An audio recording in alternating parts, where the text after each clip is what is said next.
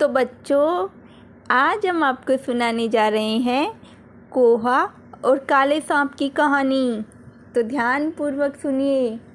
किसी समय एक बड़े पीपल के वृक्ष पे एक कोहा अपनी पत्नी के साथ घोंसले में रहता था। उस वृक्ष की कोटर में एक काला सांप भी रहता था, जो उसके घोंसले में जाके उसके बच्चों को खा जाता था।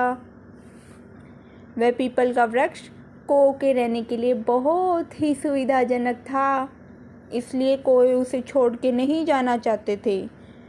यद्यपि उनके बच्चे उस सांप के द्वारा मारे जाते थे। एक दिन कोए की पत्नी ने कहा, यह भयानक सर्प हमारे बच्चों को खा जाता है, हमें कोई दूसरा वृक्ष ढूंढना चाहिए। कोहा बोला, यहाँ हम बहुत दिनों से रह रहे हैं और हम इस वृक्ष को छोड़ के नहीं जा सकते।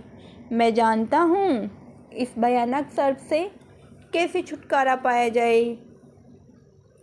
तुम चिंता मत करो, मेरा एक मित्र है जो मेरे इस काम में मेरी सहायता करेगा। उसके बाद कोआ अपने मित्र सियार के पास गया, और जो एक पास में दूसरे वृक्ष के नीचे रहता था। कोए ने सियार से पूछा कि हमें इस सांप से कैसे मुक्ति मिलेगी। ये भयानक सांप हमारे बच्चों को खा जाता है। उस बुद्धिमान सियार ने कोए से कहा, उसी स्थान पे जाओ जहाँ राजा लोग आराम करने और आनंद मनाने के लिए जाते हैं। सिपाहियों की आँख बचाकर राजा का हार उठा लाओ। उस हार को उस कोटर में रख दो जहाँ सांप रहता है। कोआ और उसकी पत्नी ये सब करने के लिए राजी हो गए। वे उस स्थान पे गए जहाँ राज परिवार की स्त्रियां तालाब में जल क्रीड़ा कर रही थी। कोए ने कीमती हार उठाया और उड़ चला गया। उसने उस हार को उस कोटर में रख दिया जहाँ सांप रहता था।